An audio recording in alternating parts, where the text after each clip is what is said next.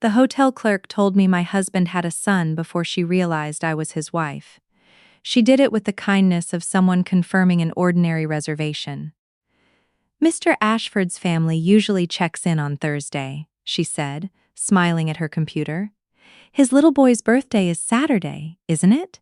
If you're surprising them, I can make sure the cake isn't sent up early. For a few seconds, the lobby of the Royal Crescent Hotel in Charlotte remained perfectly normal.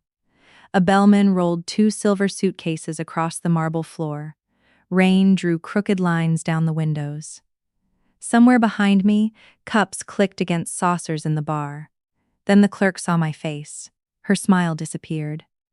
"I'm sorry," she said. "Who did you say you were?" "Dominique Ashford." I placed my driver's license on the counter because my hands needed something to do. She read the name, looked at the screen, and went pale. My husband, Terrence, had been leaving our home every October for 6 years to attend what he called the Southeastern Logistics Leadership Conference. The event always lasted 5 nights. He always stayed at the Royal Crescent. He always returned on a Tuesday evening carrying some small gift from the airport and complaining about bad coffee, crowded panels, and men who mistook loudness for expertise. That year, I followed him because the conference did not exist. I had discovered that fact 36 hours earlier, at our kitchen table in Richmond, Virginia, while Terrence packed upstairs. The trip had become part of the architecture of our marriage. On the first Sunday of October, he pulled the charcoal suitcase from the attic. On Monday, he printed his itinerary. On Wednesday morning, he kissed my forehead and drove to the airport before sunrise. I watered the basil, took his suits to the cleaners after he returned, and never asked questions that trust made unnecessary. We had been married for 29 years. I was 55, old enough to understand that marriage was not sustained by constant inspection. Terrence and I had raised our daughter, Simone, built a company, buried parents, survived a recession, and learned which silences were comfortable. I did not know the password to every device he owned. He did not read every email I sent. Privacy was not secrecy, or so I believed. The first crack appeared in an envelope from a hotel rewards program. Terrence had switched most statements to paperless years before, but the Royal Crescent sent a printed anniversary card offering a complimentary suite upgrade. I opened it without thought because our mail had always been communal. "Thank you for choosing us for 6 unforgettable October celebrations," the card said. "We look forward to welcoming the Ashford family again." I read the sentence twice. Celebrations could mean a corporate conference. Family could be the hotel's generic language. I placed the card beside Terrence's coffee cup and waited for him to come downstairs. "The hotel sent this," I said. He glanced at it while fastening his watch. "Marketing nonsense. It says family. Rewards programs collect household data. You've probably been on my profile since we went to Charleston." His explanation arrived too quickly, polished before the question was complete. I should have noticed other things over the years. Terrence stopped allowing me to book his flights because conference rates required his corporate portal. He bought a separate set of toiletries for Charlotte and stored them in the side pocket of the suitcase. Every October, he had the same navy blazer altered or cleaned, even when it did not need it. Once, 3 years earlier, I found a small plastic dinosaur in his luggage. He said it came from a vendor's promotional booth. I had put the dinosaur in a donation box. That Tuesday night, after Terrence went to bed, I searched for the conference. There was a Southeastern Logistics Association, but its annual meeting had taken place in Nashville in May. There was a regional leadership summit in Raleigh, but it ended 2 weeks earlier. The exact conference name on Terrence's printed itinerary appeared nowhere except in a 6-year-old press release announcing a canceled event. I called the Royal Crescent the next morning from my office. "I'm trying to reach my husband during the Southeastern Logistics Leadership Conference," I told the operator. "We don't have a conference by that name," she said. "Perhaps it's under a corporate sponsor. Terrence Ashford. Ashford Freight Systems." Keys clicked. "I'm sorry, ma'am. I can't disclose guest information." That was not a denial. I asked our company travel coordinator, Janelle, for a copy of the conference invoice. Her reply came 10 minutes later. Mr. Ashford's Charlotte travel is marked personal and reimbursed through executive development. I've never received conference registration documentation. Terrence was not merely my husband. He was chief financial officer of Ashford and Lane, the specialty packaging company my mother and I had built from a rented warehouse. His name was Ashford because he had taken mine when we married, a decision people called romantic in 1997. Lane was my mother's maiden name. We manufactured protective packaging for medical devices, museum artifacts, and high-value electronics. We employed 86 people. I served as president. Terrence managed banking, insurance, and long-range finance. For most of our marriage, that division had felt sensible. I understood materials, production, and clients. He understood numbers. The phrase executive development meant his travel could be paid without itemized receipts under a policy he had drafted. I did not confront him. Instead, I called my daughter. Simone was 28 and worked as a physical therapist in Arlington. When she answered, I asked whether she had ever heard her father mention anyone in Charlotte outside work. No, she said slowly. Why? I told her about the card, the non-existent conference, and the travel code. There was a long silence. Mom, what do you think he's doing?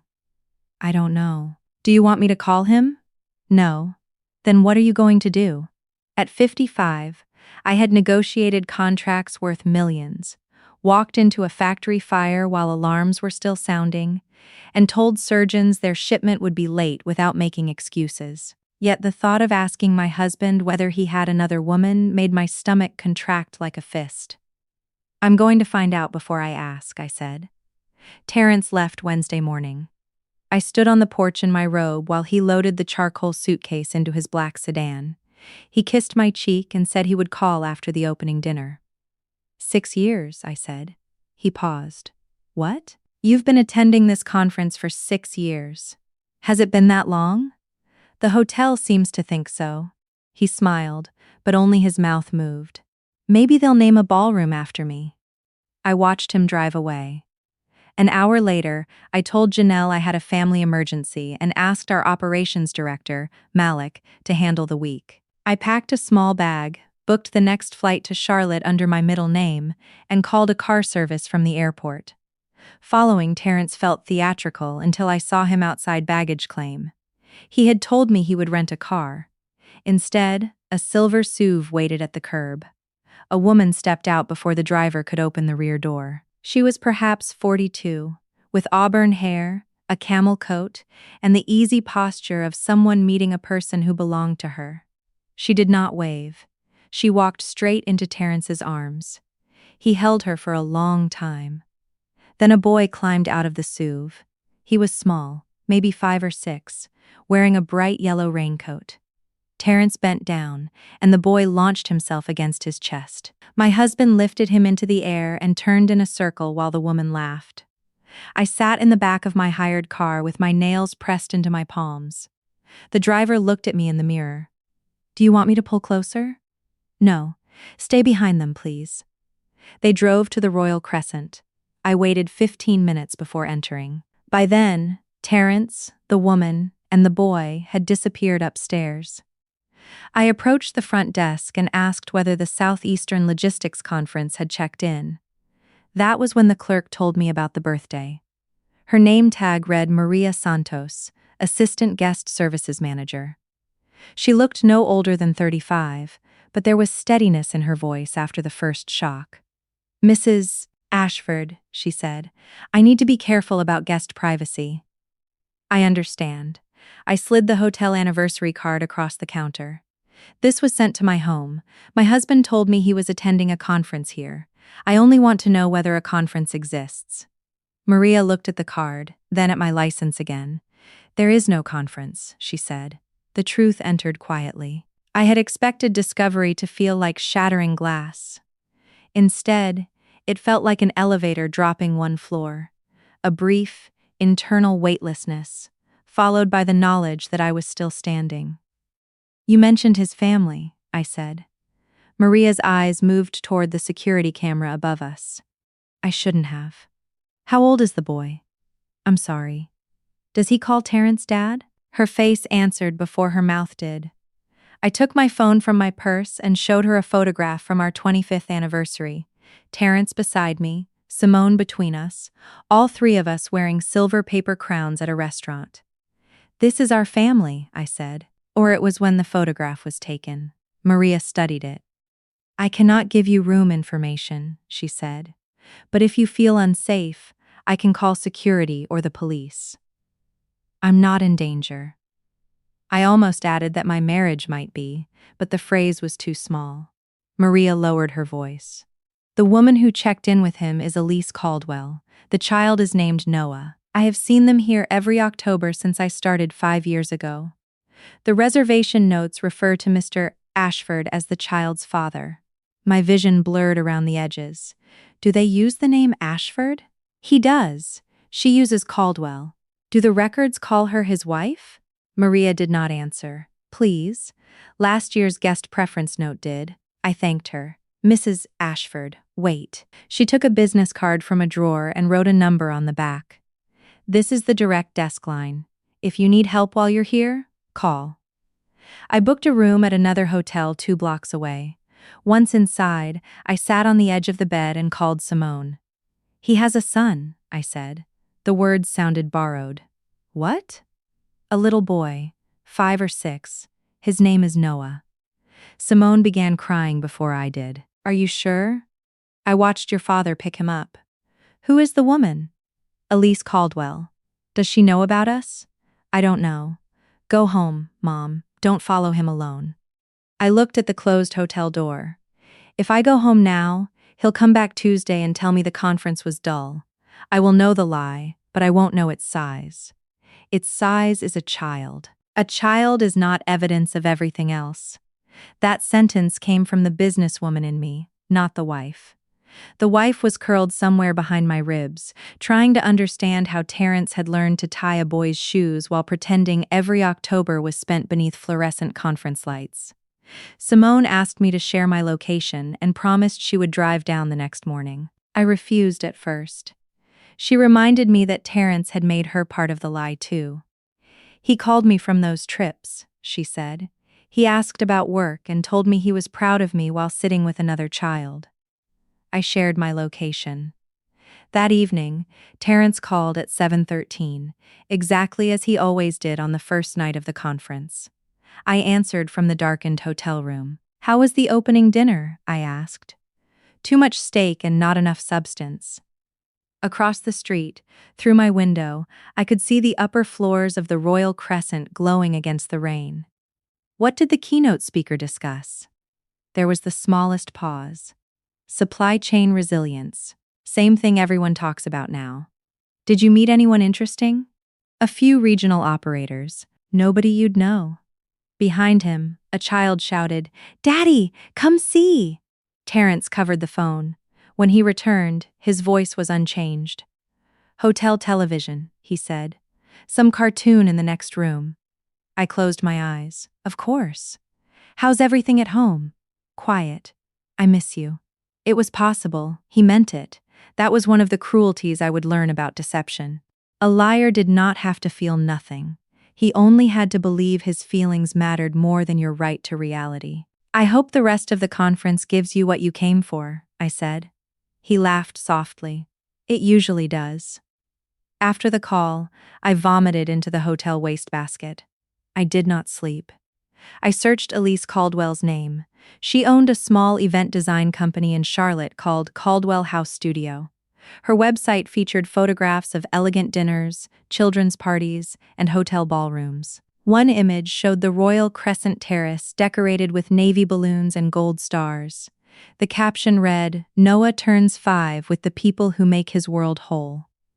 Terrence was visible in the background, out of focus but unmistakable. Another photograph, posted 2 years earlier, showed Elise in front of a brick townhouse. Terrence's hand rested on her shoulder. The caption said, "Home is the place someone keeps choosing." Property records listed the townhouse owner as October Lantern LLC. The company name struck me because Ashford and Lane had paid a vendor called Lantern Strategy Group for regional risk analysis every quarter since 2020. The invoices were never large enough to attract my attention, between $28,000 and $42,000, but over 6 years they would add up. I logged into our company system from my laptop. My access to vendor payment detail had been removed. The screen said I lacked permission. I was president and majority owner. I called Malik. Did Terrence change permissions before he left? He installed a finance security update Monday, Malik said. Why? Can you see payments to Lantern Strategy Group? Keys clicked on his end. No. It's coded executive confidential. What about October Lantern LLC? I've never heard of it. I told him to preserve every financial record, suspend non-essential transfers, and say nothing to Terrence. Dominique, is there a problem? I don't know how large it is yet. I sent him the property record and screenshots from Elise's website.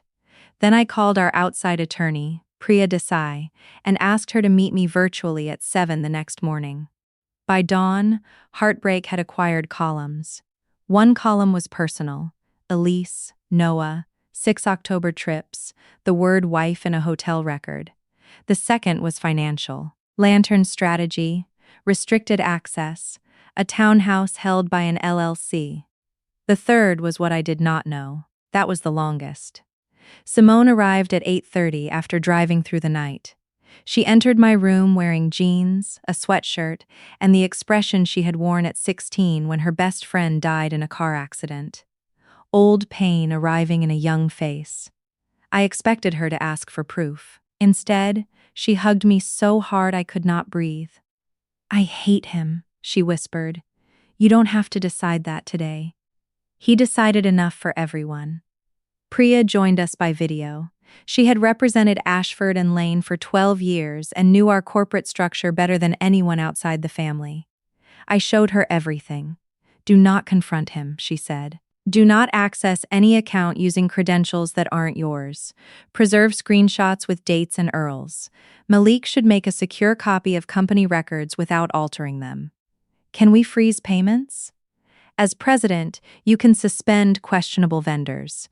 But if Terrence is stealing, we need to know whether he has authority to move money elsewhere. Who controls the operating line? He does. Company credit? He does. Insurance, cash values, retirement plan administration, tax accounts? Each answer was the same. Terrence did. Priya wrote something down. Dominique, I need you to hear this without blaming yourself. Dividing responsibilities is normal. Removing the owner's visibility is not. We're going to regain control carefully. She arranged for a forensic accountant and contacted our bank's fraud department.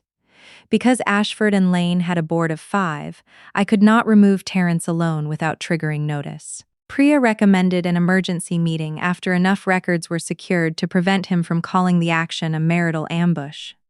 What do we do until then? Simone asked. We let him believe his schedule is intact, Priya said. That meant I would keep following him. At 11, Terrence, Elise, and Noah left the Royal Crescent. Simone and I watched from a cafe across the street. They walked toward a children's science museum, Terrence holding Noah's hand while Elise carried a blue gift bag. My husband looked younger than he had at home. He laughed more easily. He wore dark jeans and a green sweater I had never seen. The tension that had lived around his mouth for years was gone. Simone pressed her napkin into a tight square. He looks happy. I knew what she meant. Betrayal would have been simpler if Terrence looked cruel in every life. Instead, he looked like a loving father. That boy has not done anything wrong, I said. I know. Neither has Elise, unless she knows. How could she not know? I looked at the man who had lied to me every October with perfect calm. Perhaps the same way we didn't. We followed them to the museum, then to lunch, then to the brick townhouse in Myers Park. A wreath shaped like a number 6 hung on the front door. Terrence carried Noah inside on his shoulders. The property record showed October Lantern had purchased the home for $875,000 4 years earlier, without a recorded mortgage. Ashford and Lane's payments to Lantern Strategy during those 4 years totaled $912,000. The numbers were too close to be coincidence. At 3, Priya called. Malik found 2 Lantern vendors, she said. Lantern Strategy Group and Lantern Regional Solutions. Same mailing service, different bank accounts. Combined payments are $1.4 million over 6 years. Simone sat down on the edge of the bed. Can we prove Dad controls them? Not yet, Priya said, but we have enough to notify the bank and suspend additional disbursements. Do it, I said. There's more. Terrence scheduled a $750,000 transfer for Monday. The memo says acquisition diligence. To whom? Blue Ridge Heritage Partners. The beneficiary account is new. I had never heard the name. Priya paused. Your board packet for next month includes a proposal to sell the original Ashford and Lane warehouse to a development company for $4.2 million. Did you authorize that? The original warehouse was more than real estate.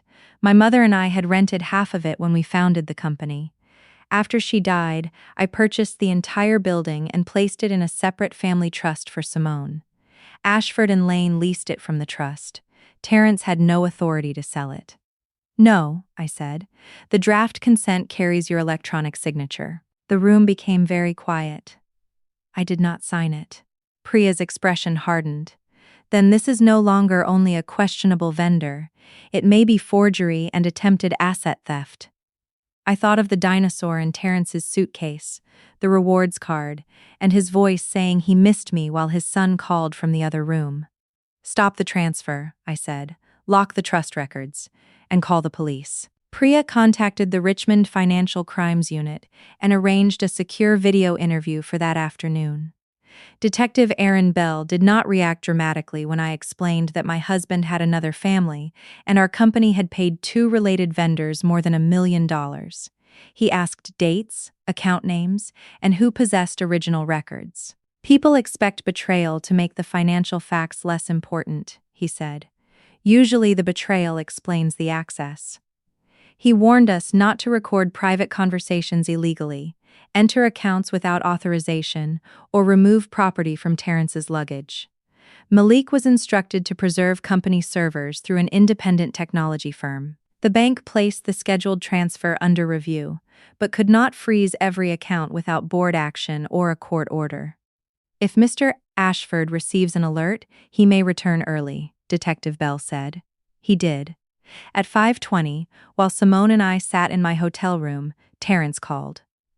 Did you approve a hold on the Blue Ridge transfer? He asked without greeting. His voice was controlled, but I knew the pressure beneath it. I had heard the same tone when a client threatened litigation or an auditor requested records he did not want to produce. The bank called about unusual activity, I said. I told Priya to investigate. Why would they call you instead of me? I'm the president. Silence. This is a confidential acquisition, he said. You could damage months of work by creating suspicion. What are we acquiring? A potential distribution site. Where? Outside Greensboro. Blue Ridge Heritage Partners was registered in Charlotte. Why wasn't it in the capital plan? Because it's preliminary. Dominique, this is exactly why I handle finance. You react before you understand the structure. For years, that sentence had ended conversations. I cared about the company deeply enough that the suggestion of carelessness always made me retreat. Then help me understand, I said. He exhaled. In the background, I heard a door close. Not over the phone. I'm coming home tomorrow. What about the conference? The important sessions are over. I looked at Simone. She pressed both hands over her mouth. Will you still attend Noah's birthday? I asked. Terrence stopped breathing. The silence lasted 6 seconds. I counted each one. Who is Noah? He asked. I almost admired the reflex. Come home, Terrence. Where are you? Come home. His voice dropped. Dominique, if someone has contacted you, there are things you don't understand. I understand that the conference has never existed. You followed me. It was accusation, not question. You gave me somewhere to follow. Where are you? He repeated. I ended the call. 30 seconds later, he called again. Then 5 more times. Messages appeared. Do not approach, Elise. Noah does not deserve to be traumatized. We have lived separate lives for years and you know it. That last message frightened me because it was not meant for me. It was the beginning of a record. Terrence was already constructing a version in which our marriage existed only on paper, and I had consented to his second family. Priya told me to answer once, in writing. We have never agreed to live separate lives, and I did not know about Elise or Noah before today. Further communication should concern immediate safety or company operations until counsel is present. Terrence replied immediately, You are not well. Please don't do something Simone will regret. He had placed our daughter inside the threat without naming one. Simone read the message over my shoulder. He doesn't get to use me as a warning, she said. She took a photograph of herself beside me, holding that morning's newspaper with the Charlotte skyline visible through the window. Then she typed a message from her own phone. I am with Mom by choice. I know about Elise, Noah, the fake conference, and the company transfers. Do not suggest otherwise. Priya advised her not to send it. Simone sent it anyway. Terrence did not answer. At 6:30, Maria called the direct line in my hotel room. Terrence had gone to the Royal Crescent front desk, demanding to know whether employees disclosed information about his stay. He threatened legal action and asked to view security footage. Management denied both requests, Maria said. But he knows you were here. Is Elise with him? No. He left alone with his luggage. Terrence had abandoned the birthday trip and was driving back to Richmond. I pictured Elise explaining to a 6-year-old why his father vanished the night before his birthday. The image did not soften what Terrence had done to us, but it prevented me from dividing the world into one injured family and one guilty family. There were 2 rooms full of people waiting for the same man to explain himself. At 8, an email arrived from an address I did not recognize. Mrs. Ashford, my name is Elise Caldwell. Terrence says you are trying to destroy him and take Noah's home. I did not know you considered yourself married. He told me your divorce was final 6 years ago, but you kept the name and business arrangement private for your daughter. I need to know whether that is true. Attached was a photograph of a document titled Final Decree of Divorce. It carried the seal of a Virginia Circuit Court, my name, Terrence's name, and a date 6 years earlier. It was fake. I called Priya before responding. She contacted the court's electronic records office and confirmed no divorce case had ever been filed under our names. The case number on the decree belonged to a landlord dispute. Send Elise one fact at a time, Priya said. Assume Terrence may see everything. I wrote, Terrence and I have been continuously married for 29 years. We live together at our home in Richmond. We have never filed for divorce or agreed to separate.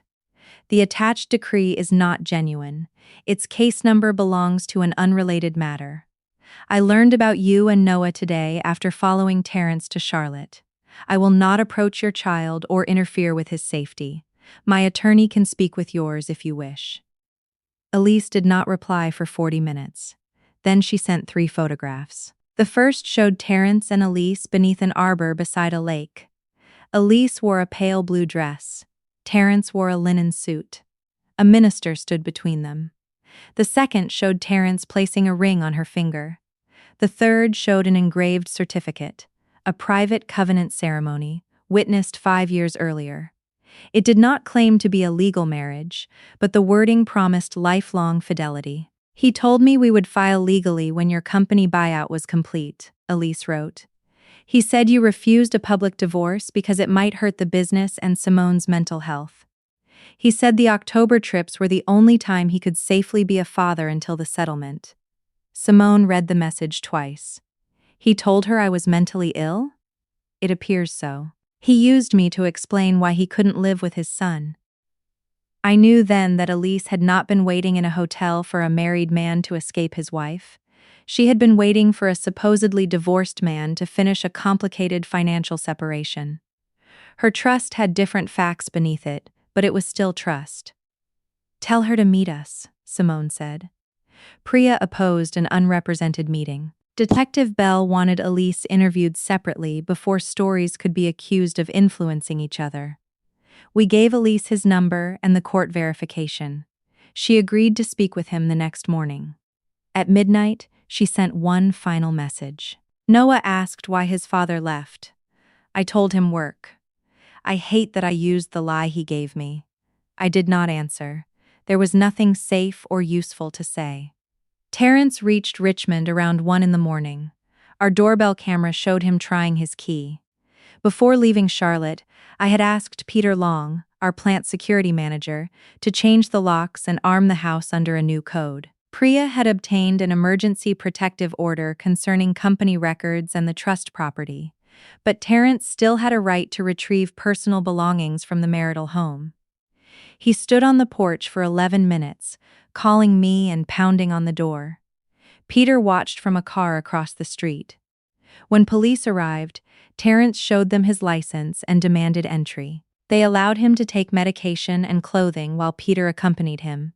He went directly to the home office. Peter stopped him. "I need my computer," Terrence said. "It was purchased by the company," Peter replied. "I am the chief financial officer." "Not while the board reviews your access." Terrence smiled then, according to Peter. "Dominique sent a factory guard to police my marriage?" Peter had worked for us since my mother was alive. He was 63, broad-shouldered, and almost impossible to provoke. "Mrs. Ashford sent the head of security to protect company property," he said. Terrence left with 2 suitcases and checked into a Richmond hotel. The next morning, our board met by video. The 5 members were me, Terrence, Malik, a retired banker named Evelyn Cho, and Dr. Leonard Price, whose medical device firm had been our first major client. Priya attended as counsel. Terrence joined from his hotel in a white shirt and navy tie. He looked rested, reasonable, and faintly wounded. "Before we begin," he said, "I need the record to reflect that Dominique is using corporate governance to retaliate over a private marital disagreement." Evelyn adjusted her glasses. "Are the Lantern payments private?" Lantern performed confidential acquisition research. "Where are the reports?" "On the secure finance drive, which Dominique improperly froze." Malik shared his screen. The directories Terrence named were empty. Terrence did not blink. Then the data migration failed. Priya introduced the vendor totals, the shared mailing address, the Charlotte townhouse, the attempted Blue Ridge transfer, and the forged warehouse consent. She did not mention Elise or Noah until Terrence claimed October Lantern was owned by an independent family trust. "For whose family?" Evelyn asked. Terrence's jaw tightened.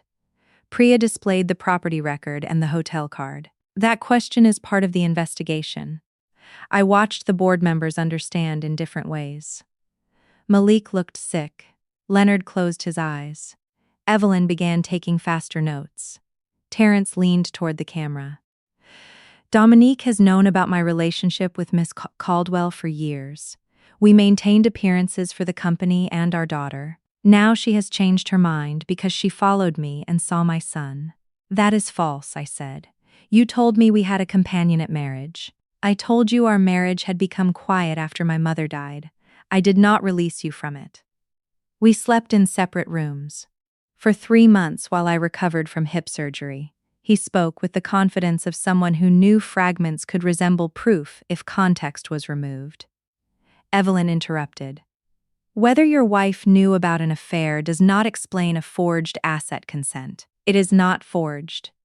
"Did you witness Dominique sign it?" "She approved the transaction verbally." "That wasn't my question."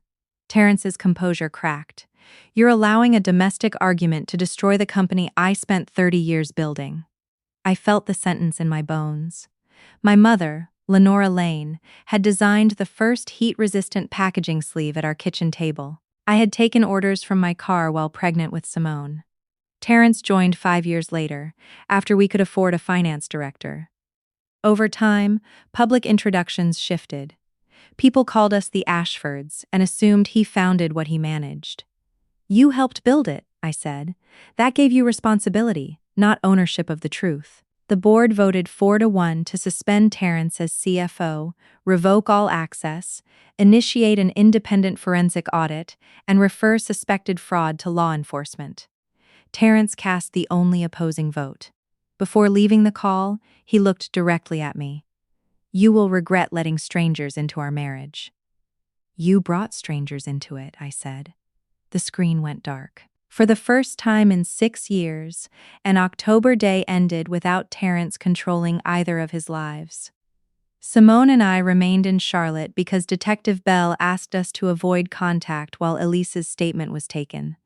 She met him at Priya's colleague's office and brought 2 boxes of documents. The boxes contained every letter Terrence had sent her, copies of the false divorce decree, photographs, account statements for October Lantern, and a will naming Noah as his son.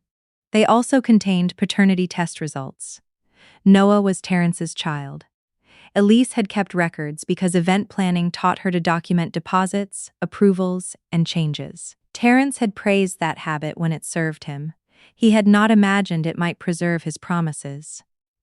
The October Lantern account received money from both lantern vendors within days of Ashford and Lane payments. It purchased the townhouse, paid Noah's private school tuition, covered Elise's health insurance, and funded the Royal Crescent trips. Terrence had used our company to finance a second household. But there was a surprise. Elise's business had performed some work. She created market studies, photographed possible distribution sites, organized client dinners, and designed proposals Terrence said were for Ashford and Lane's Charlotte expansion. She believed Lantern Strategy was his authorized subsidiary, and that her invoices were approved by our board. Terrence directed her to bill amounts he selected, often far above the value of her work. He told her the excess represented his share of a pending company buyout. She may have tax and restitution exposure, Detective Bell told us, but at this point, the evidence suggests she was deceived about the source and authority. Simone was silent. Do you want to meet her? I asked after the call. I want to meet Noah. That is not the same question. I know. She looked toward the hotel window. He's my brother. The word entered the room and stayed. I had spent 2 days thinking of Noah as evidence of Terrence's betrayal. Simone had already understood he was also a person connected to her by blood. He is 6, I said. He doesn't need a stranger arriving with more truth than he can carry. I don't want to hurt him. Then we let his mother decide what is safe. That afternoon, Elise asked to meet me without the children. Priya arranged a conference room and attended with another attorney representing Elise. Simone waited at the hotel. Elise arrived wearing the camel coat from the airport. Without the distance of a car window, I saw she was younger than I first thought, perhaps 40. Her eyes were swollen from crying. We stood on opposite sides of a table. I'm sorry, she said. For which part? The question was sharper than I intended. For believing him, she replied. I sat. So am I. Her attorney placed the fake divorce decree between us. Terrence showed me this before we became involved, Elise said. I checked the court seal, but not the case number.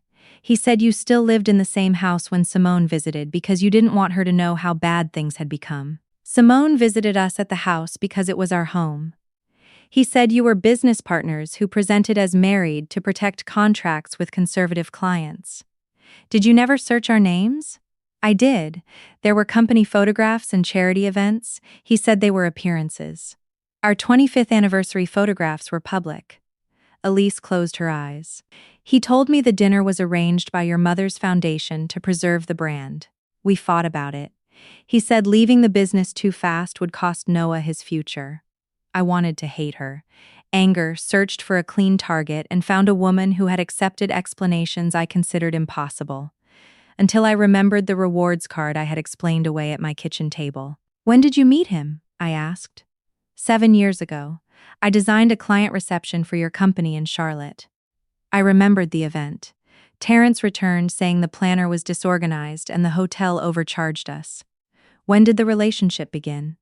6 months later. He said the divorce was complete. And Noah? I became pregnant within the year. She turned the wedding photograph toward me. The ceremony was his idea. He said we couldn't file a license until the company buyout, but he wanted me to feel secure. Terrence had given her a performance to compensate for the legal reality he withheld. He gave me legal marriage while performing absence every October. Each of us had received the form most likely to quiet our doubt. What was supposed to happen after the warehouse sale? I asked. Elise looked confused. The sale was to buy your shares. Terrence said you were retiring to California and he would take full ownership. We were buying an estate outside Charlotte where I could run events and he could open a distribution center. Blue Ridge Heritage Partners. The $750,000 transfer was the deposit on their future. The warehouse belongs to a trust for Simone, I said. My shares were never for sale. Elise covered her mouth. He said you signed. Someone signed my name. She began to cry. I felt no satisfaction. Her collapse did not rebuild me. It only revealed the same missing floor beneath both our lives. What will happen to Noah's house? She asked. Her fear was practical and immediate. I don't know. If company funds purchased it, Ashford and Lane may have a claim. It is the only home he remembers.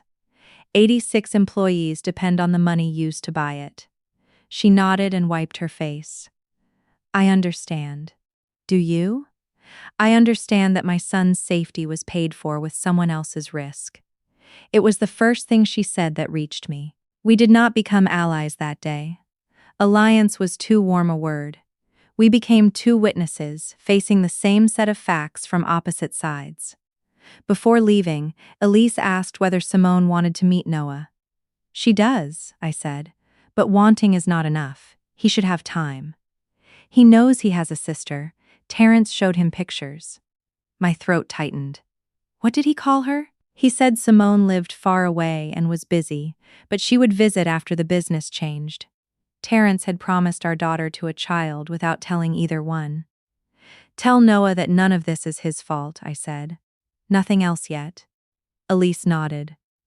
When I returned to the hotel, Simone was sitting cross-legged on the bed, watching a video on Elise's public page. Noah was blowing out 5 candles while Terrence stood behind him.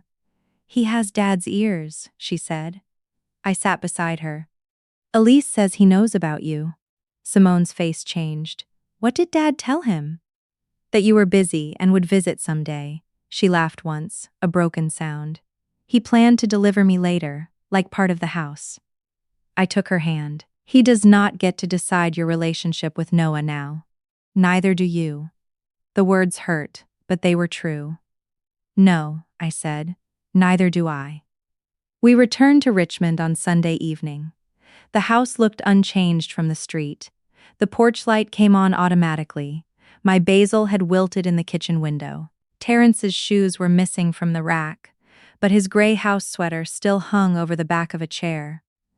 I had expected anger to carry me through the door. Instead, I stood in the foyer listening for him. 29 years creates a physical expectation of another person. A floorboard creaks, and the body identifies his weight. Pipes move, and you anticipate his cough. Absence is not silence. It is sound without the person who once explained it. Simone walked through every room before allowing me to unpack. Terrence had taken clothing, medications, family photographs from his desk, 2 bottles of wine, and a leather case containing watches. He left our wedding portrait above the fireplace.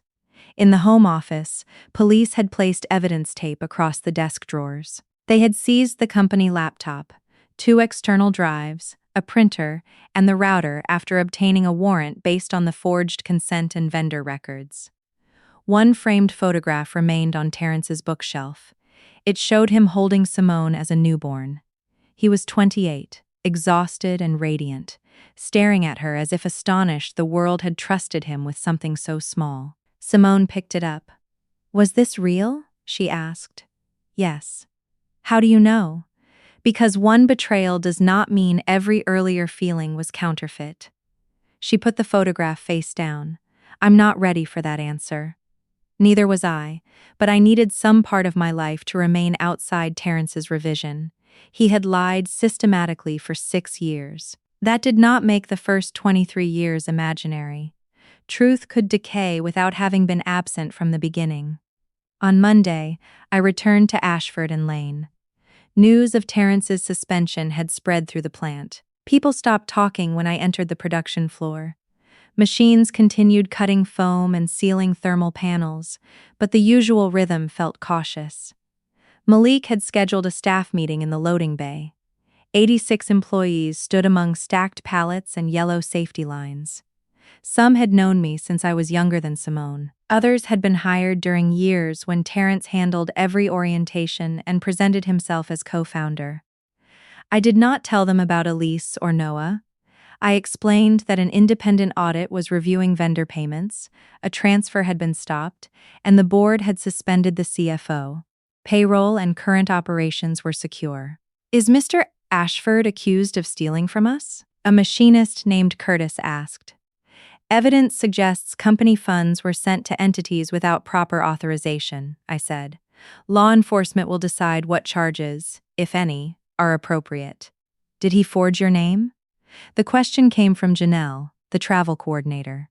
Her voice shook. "A document carries a signature I did not make." Janelle began crying. "I processed those trips," she said. "He told me you approved the expense code. You followed a policy he had authority to create. I should have asked for receipts. So should the board. So should I. We will correct the system without turning one person's deception into everyone else's guilt." I heard myself say the words and realized I was including myself. We hired an interim financial officer named Candace Wu, who arrived with 3 auditors and the social warmth of a fire door. She changed banking credentials, required 2 approvals for transfers above $25,000, and removed the phrase "executive confidential" from our accounting codes. "Confidential from whom?" she asked when Malik explained the category. "Apparently us," I said. The first week of the audit produced more damage than the previous 6 years had shown. Lantern vendors were the largest scheme, but not the only one. Terrence used a company credit card for Royal Crescent stays, jewelry, private school deposits, and furniture delivered to Charlotte. He categorized the charges as client development. He redirected insurance refunds into a brokerage account we did not know existed. He borrowed $600,000 against a company-owned life insurance policy on himself, then recorded the loan as a premium adjustment. The money flowed in loops. A payment left Ashford and Lane, passed through Lantern Strategy, entered October Lantern, and sometimes returned as a shareholder loan credited to Terrence. On paper, he appeared to invest his own money in the company. In reality, the company had paid him to look generous.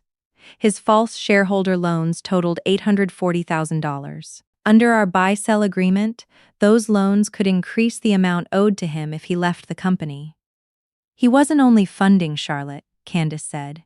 "He was building a claim against you." The warehouse sale documents completed the plan. Blue Ridge Heritage Partners was controlled by a former college roommate of Terrence named Grant Holloway. The proposed price, $4.2 million, was nearly $3 million below an appraisal Terrence had commissioned secretly.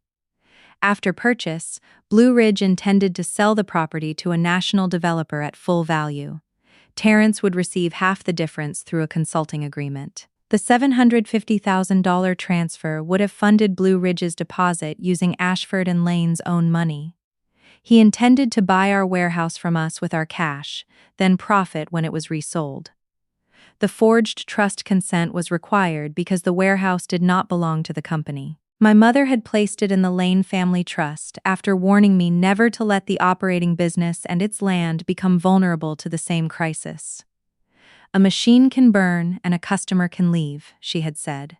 "Land gives you time to begin again." She had been dead 11 years. Her caution still stood between Terrence and the sale. Grant Holloway stopped cooperating after the transfer failed. 2 weeks later, federal investigators joined the case because the scheme crossed state lines and used electronic payments. Terrence was not arrested. The slow pace enraged Simone. If I stole a car, they wouldn't let me keep driving while they investigated, she said. Financial cases are built from records, Priya explained. The records have to survive defense arguments. Terrence used the time. He filed for divorce in Richmond and requested temporary spousal support, access to the marital home, preservation of his 12% company interest, and repayment of the shareholder loans he had created with stolen money. His petition described us as emotionally separated for 7 years. It said I knew about Elise, consented to the arrangement, and became vindictive only after learning Noah would inherit part of his estate. He attached photographs of me attending events alone, emails where I referred to my separate bedroom after surgery, and a message I had once sent saying, "Sometimes it feels as if we are business partners who happen to share dinner." I had written that during an argument 3 years earlier. Terrence replied then, "We are tired, not finished. I love you." He omitted his response from the petition. Priya found it in my email archive. "Context is evidence," she said. The divorce filing became public before the criminal investigation did. A Richmond business reporter called asking whether a long-standing open marriage had collapsed into a fight for corporate control. Terrence had given the story to someone. I issued one statement through Priya. I did not know about my husband's second household or child until I followed him to Charlotte after discovering his annual conference did not exist. The corporate board's actions concerned documented financial irregularities and a disputed signature, not marital retaliation. I will address personal claims in court and protect the employees whose work built Ashford and Lane. The statement did not stop gossip, but it placed facts where silence would have allowed only his version. Clients called. 2 postponed orders. Our bank reviewed the operating line. Vendors shortened payment terms. Even suspicion has a balance sheet. For 6 weeks, I worked 12-hour days to stabilize the company. I met customers personally, signed cash forecasts, and sat with production teams to explain which projects were safe. Malik took over operations I had neglected while growing too dependent on Terrence's financial assurances. At night, I returned to the house and opened cabinets as if evidence might be hiding among the plates. I found a second phone charger behind the guest room dresser, receipts for Charlotte restaurants in old coat pockets, and a child's drawing folded into a tax folder. 3 figures stood beneath a yellow sun.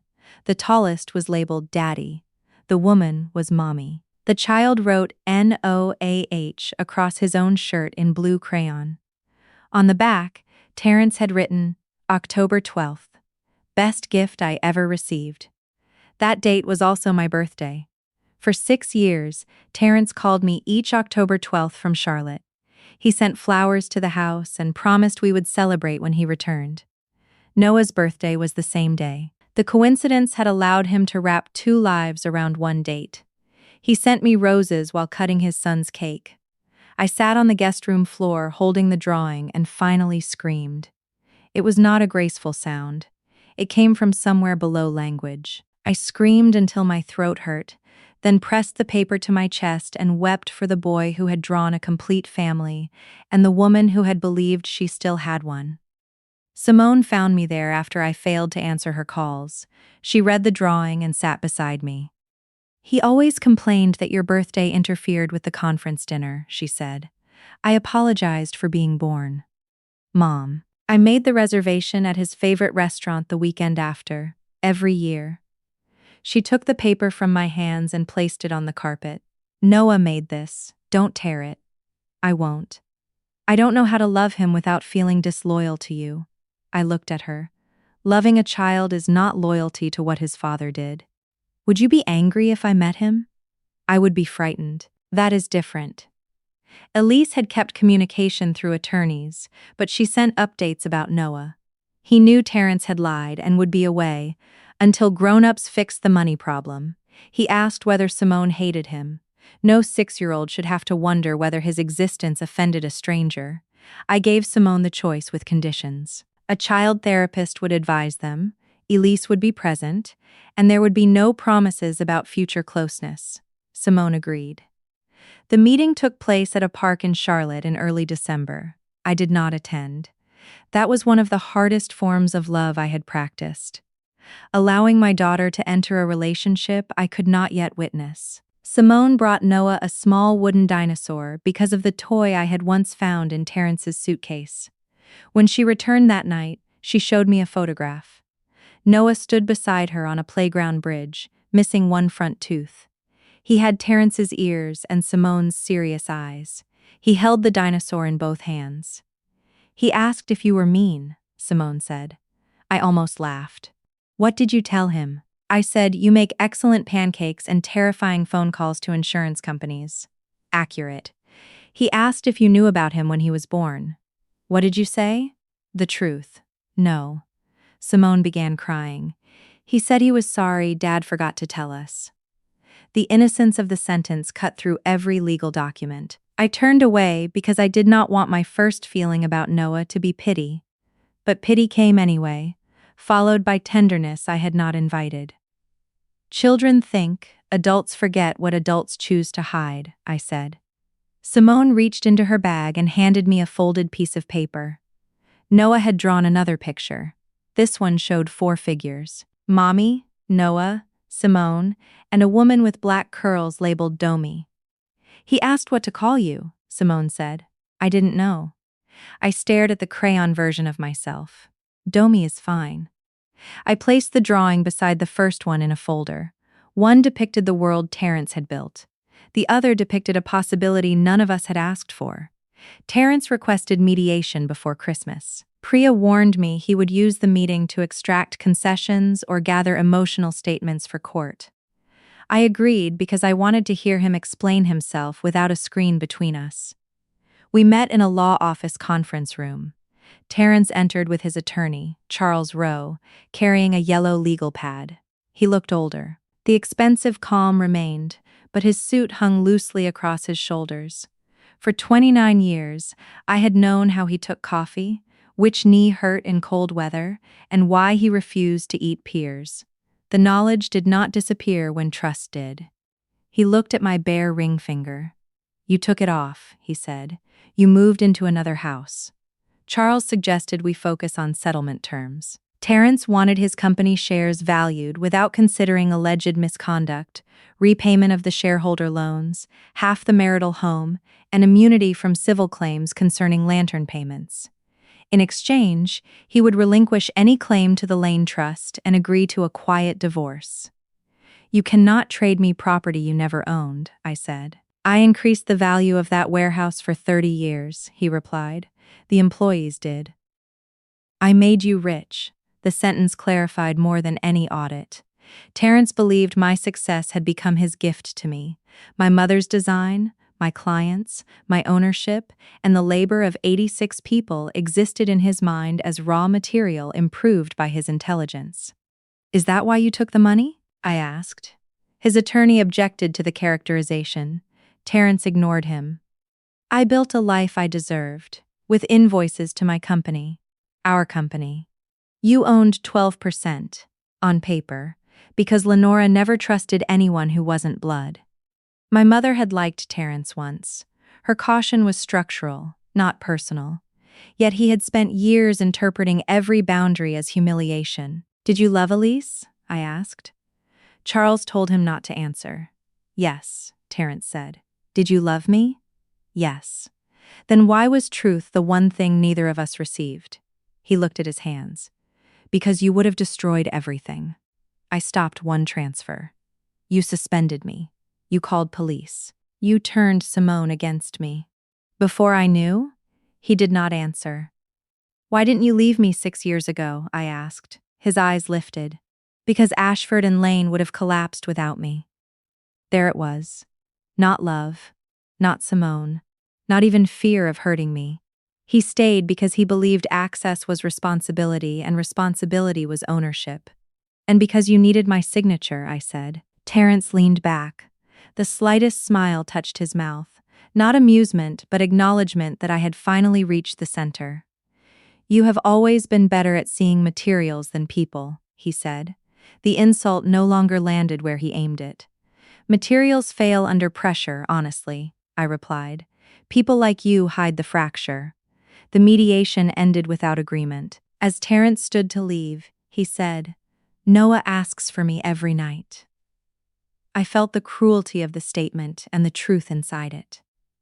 "Then tell him the complete truth before he grows old enough to learn it from court records." Terrence's face hardened. "You think Elise will stay loyal to you?" "She is not loyal to me. She will protect herself. So will Simone. When this is over, you'll have a company and nobody to come home to." I looked at the man who had divided himself between two homes and confused occupancy with belonging. "Being alone is not the worst thing a person can be," I said. "Being surrounded by people whose reality you stole is worse." The week after mediation, Ashford and Lane received an anonymous complaint alleging that our thermal packaging failed temperature tests for a surgical device shipment. The complaint went to our largest client, the State Health Department, and an industry trade publication.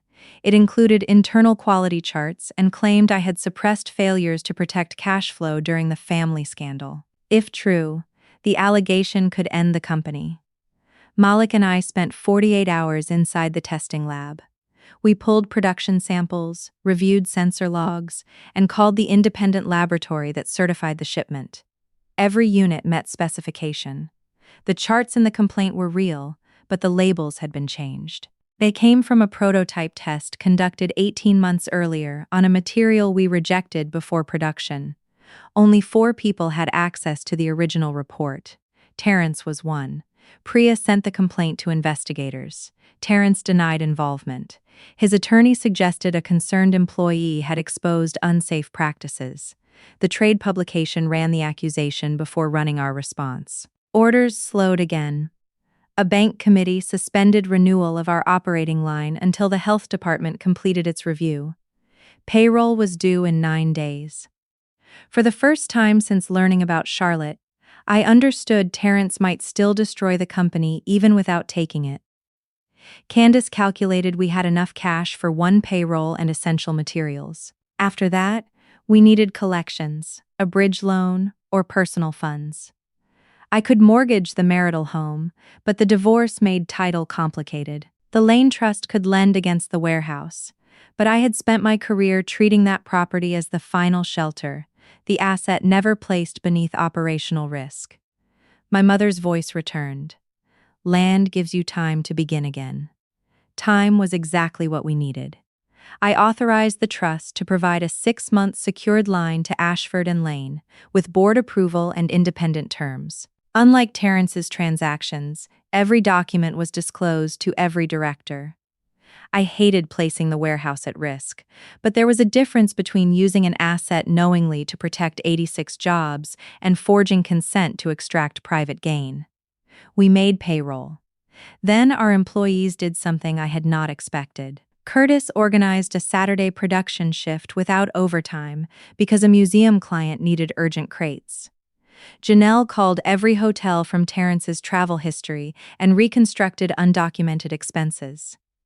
Our lab manager recorded a video showing the correct test procedure, which the trade publication posted with its correction. Malik personally visited the surgical device client, carrying sealed samples and raw data. 3 former employees sent statements describing our quality culture. My mother's oldest customer prepaid an order after saying, "Lenora once shipped me parts from the trunk of her car. I'm not abandoning her daughter because a spreadsheet learned to lie." The health department closed the complaint as unsubstantiated. The bank restored our line with additional oversight. By February, delayed orders returned. The crisis revealed what Terrence never understood. A company was not the person who controlled its accounts. It was the network of people who chose to keep making something together. Investigators traced the anonymous complaint to a public computer at Terrence's hotel. Security footage showed Grant Holloway entering the business center when the files were uploaded. Faced with obstruction and fraud exposure, Grant began cooperating. His testimony completed the warehouse scheme. Terrence approached him 2 years earlier about purchasing the building below market value. He said I intended to retire, but was emotionally attached to the property and needed a transaction that felt inevitable. Grant would act as independent buyer, resell to a developer, and divide the profit. The first forged consent was created a year before I followed Terrence. When Grant asked how Terrence would obtain my electronic signature, Terrence replied, "Marriage gives you access to everything if you wait long enough." That email appeared in the criminal complaint filed in March. Terrence was arrested at his hotel on charges including wire fraud, conspiracy, identity theft, forgery, embezzlement, and obstruction. News cameras recorded him leaving in handcuffs. I watched the clip once, then turned it off. Simone watched it repeatedly. "I thought I would feel safe," she said. "I feel like someone arrested my father." They did. And he did all of it. Both things can be true. Terrence was released on secured bond with electronic monitoring. He surrendered his passport and was prohibited from contacting company employees, Grant, Elise, or me outside legal proceedings. The order allowed limited written contact with Simone and arrangements for supervised calls with Noah. Noah's first call lasted 4 minutes. According to Elise, he asked Terrence when he was coming home. Terrence said bad people were telling lies about him and promised they would be a family again soon. Elise ended the call. Afterward, Noah had nightmares and began wetting the bed. His therapist recommended no further calls unless Terrence agreed to language that did not recruit the child into the conflict. Terrence accused Elise of parental alienation. I watched from a distance as he used the same method on her that he had used on me: convert a boundary into cruelty, then present himself as the victim of the reaction his conduct required. The townhouse became part of 3 cases at once. Prosecutors identified it as property purchased with diverted funds. Ashford and Lane filed a civil claim. Terrence's divorce attorney called it his separate investment. Elise claimed an equitable interest based on her legitimate work and the promises documented in writing. If the government seized and sold the house, Noah could lose his home quickly. If the company abandoned its claim, employees and shareholders would absorb a loss approaching $1 million. Priya proposed a settlement. An independent appraiser valued the townhouse at $1.1 million. Elise could receive credit for $180,000 of documented services and personal funds.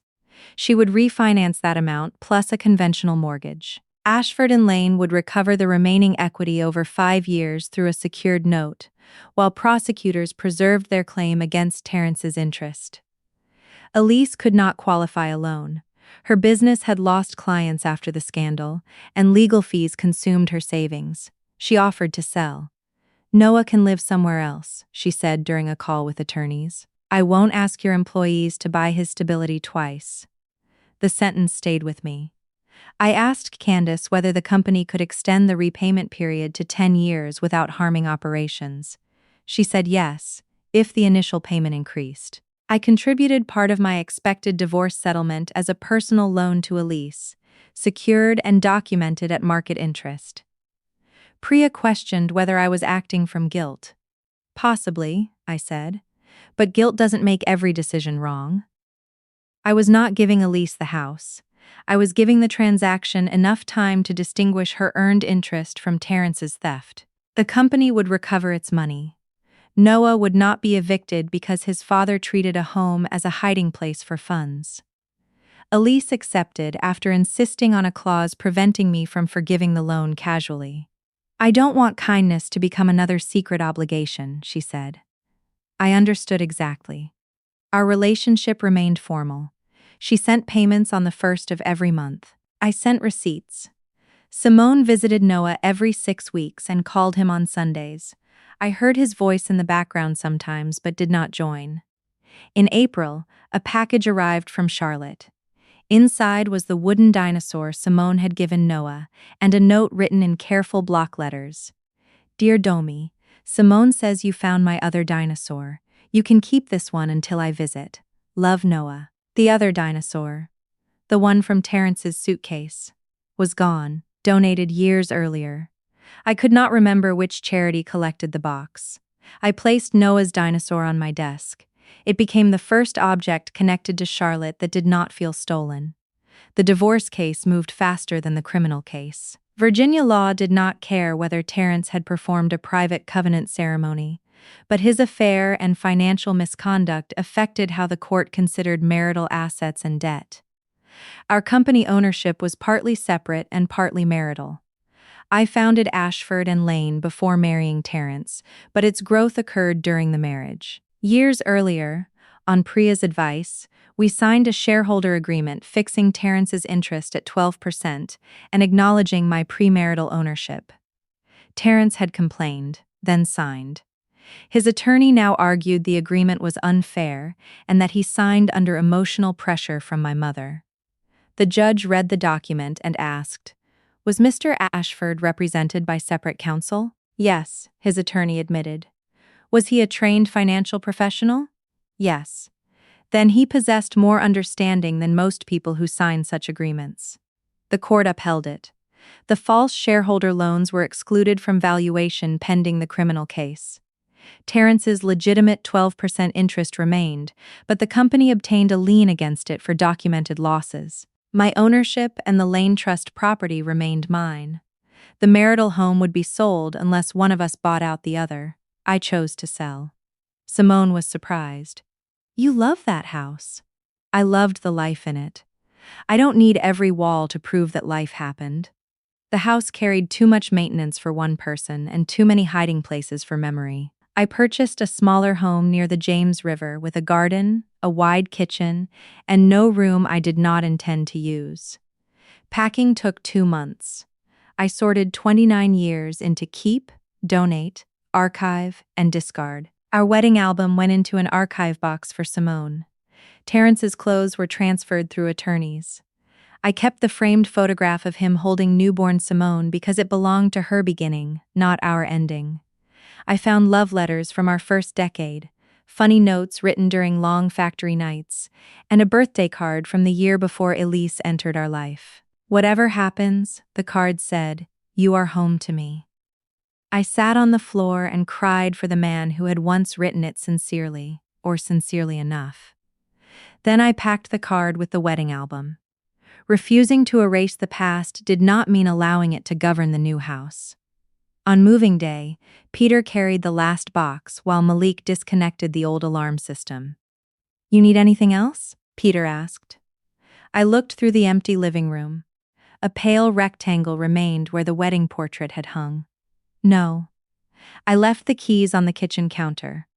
The divorce became final in August, 10 months after I followed Terrence.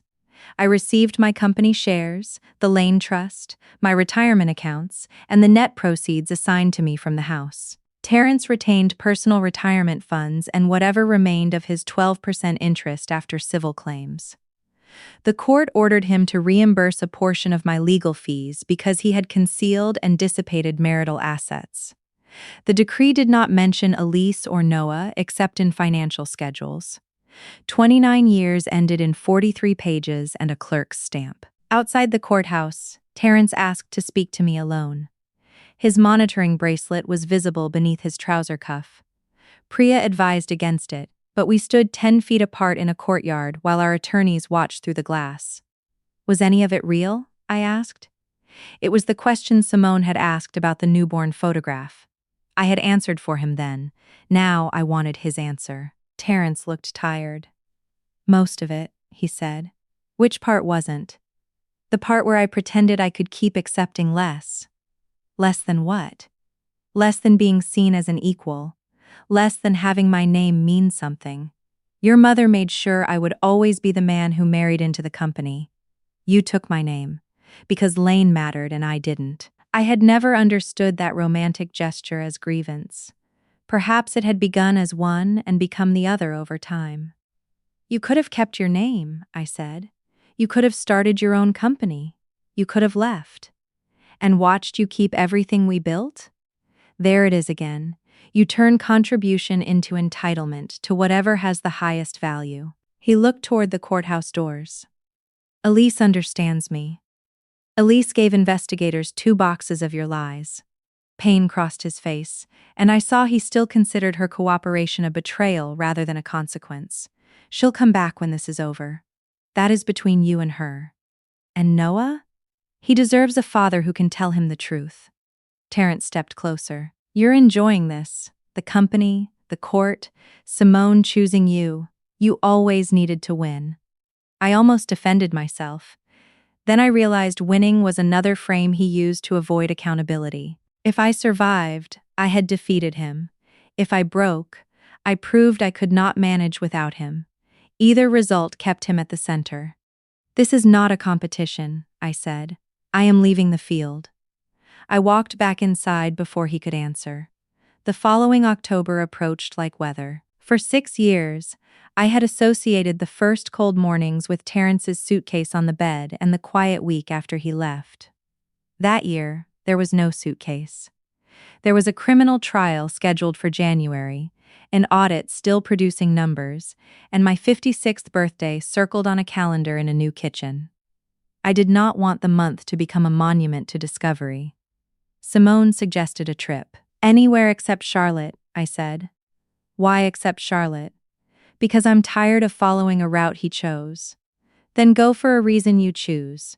She had been invited to Noah's 7th birthday at a small farm outside the city. Elise asked whether I would attend, making clear that no answer would affect Simone's welcome.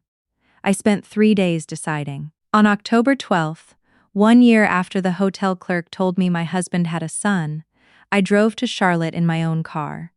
I did not stay at the Royal Crescent.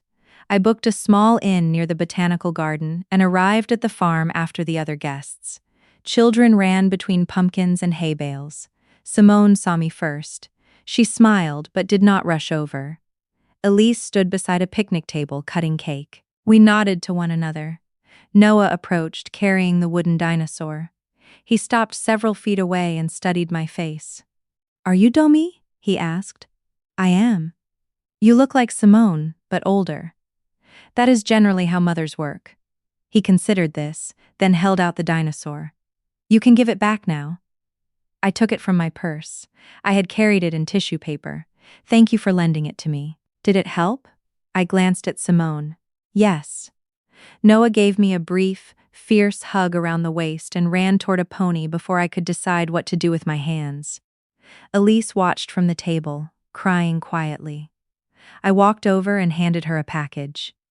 Inside was the child's drawing I had found at home, the one labeled Daddy, Mommy, and Noah. "This belongs to him," I said. "Where did you find it?" "In a tax folder. Terrence must have hidden it when he returned from a trip." Elise touched the paper with one finger. "I thought he kept those drawings in his office here." "He kept pieces of each life inside the other. Perhaps that made the division feel less real to him, or made getting caught feel inevitable." I had wondered the same. The rewards card, the dinosaur, the receipts. Carelessness after years of precision. Some people wanted discovery once maintaining the lie became exhausting. That did not make disclosure honest. Elise placed the drawing in her bag. "Thank you for coming. I came for Simone and Noah." "I know." We did not hug. We ate cake at opposite ends of the same table while the children shouted around us. It was enough. The criminal trial began in January under a sky the color of unpolished steel. By then, prosecutors had expanded the case to include 23 fraudulent transfers, the warehouse scheme, the false shareholder loans, identity theft, obstruction, and tax charges. Grant Holloway pleaded guilty to conspiracy and agreed to testify. Terrence maintained that every transaction was authorized business strategy distorted by an angry former wife. Jury selection took 3 days because almost everyone in Richmond had heard some version of the story. The judge dismissed people who believed infidelity proved fraud and people who believed marriage made financial theft impossible. "Your job is not to decide whether Mr. Ashford was a good husband," she told the jurors. "Your job is to decide whether the government proved the charged crimes." I appreciated the distinction. Terrence's affair had broken my marriage. The court existed for signatures, transfers, records, and intent. The prosecution began with company history. Photographs showed my mother and me in the first warehouse, standing beside a hand-painted sign. I was 26, pregnant, and wearing safety goggles too large for my face. Another image showed Terrence joining us 5 years later as finance director. Assistant United States Attorney Rachel Kim told the jury, "Contribution gave the defendant access. Access did not give him permission to convert company funds into a private inheritance for himself."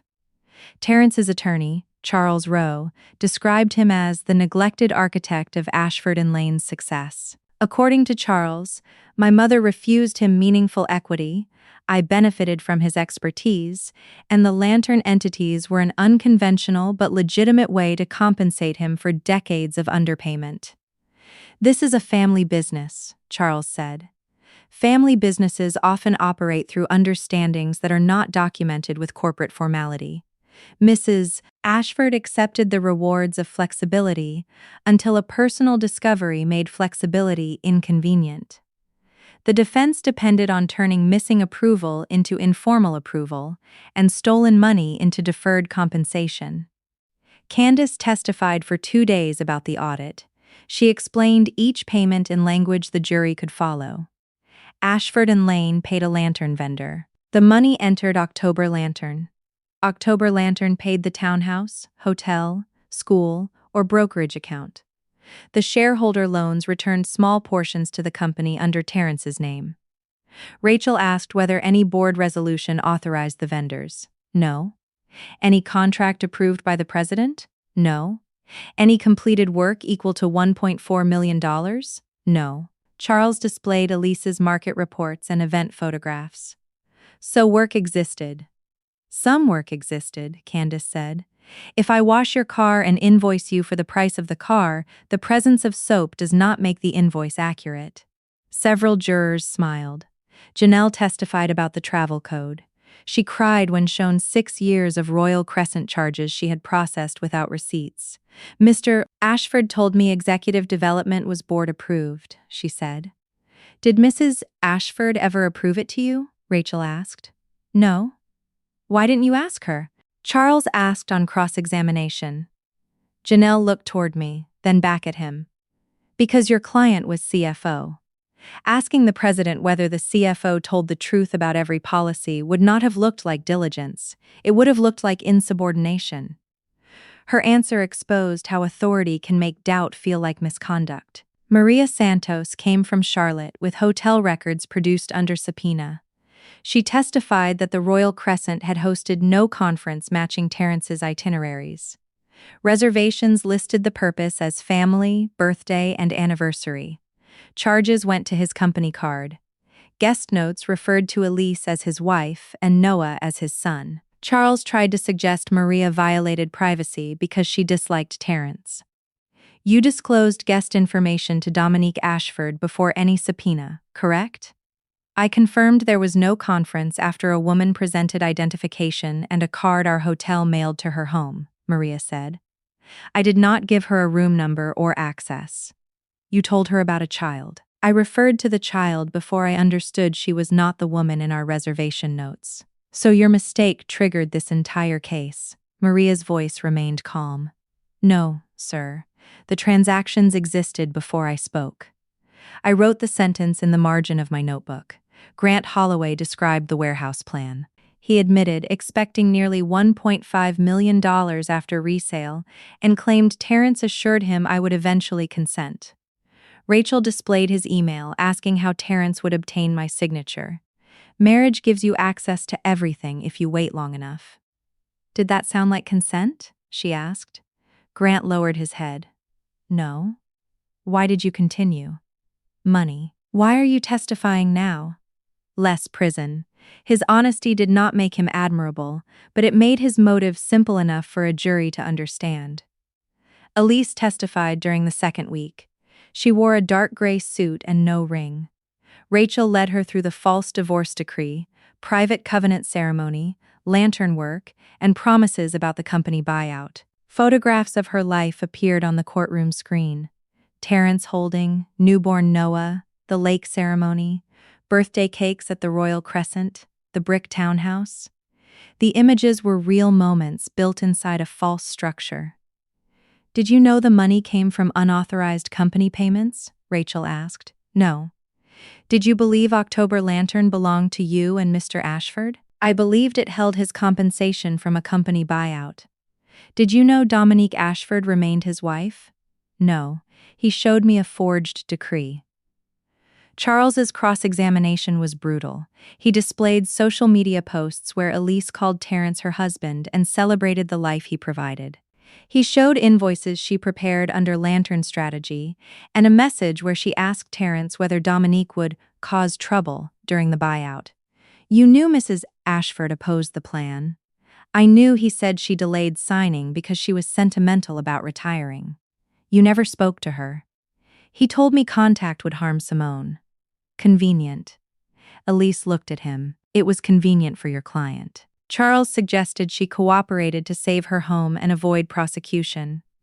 I cooperated because I learned my son's father used his home to hide stolen money, she said. The settlement about the house came later. When she left the stand, she did not look at me.